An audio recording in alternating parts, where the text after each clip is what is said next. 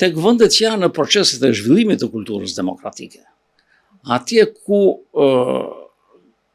procesi zgjedhor konsiderohet garë midis garuesve dhe jo si mundësi për mirë rregullimin e funksionimit të shoqërisë demokratike. Pra, si mundësi për të ushtruar në mënyrë sa më të mirë të mundshme dhe sa më shumë efektive atë të drejtë që ka qytetari që në Kushtetutën e Republikës shkruhet është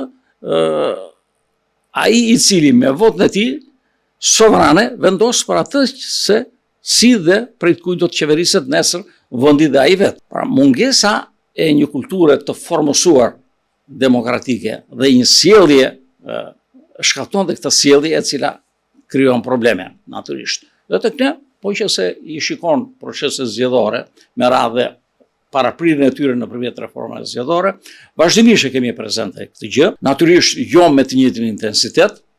ka patur raste kur intensiteti ka qenë jashtëzakonisht i madh,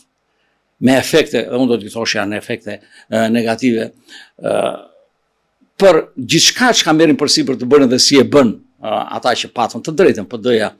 dhe PS-ja dhe në disa raste të tjera pastaj me efekte ndoshta të pandijshme, por që kanë ndikuar në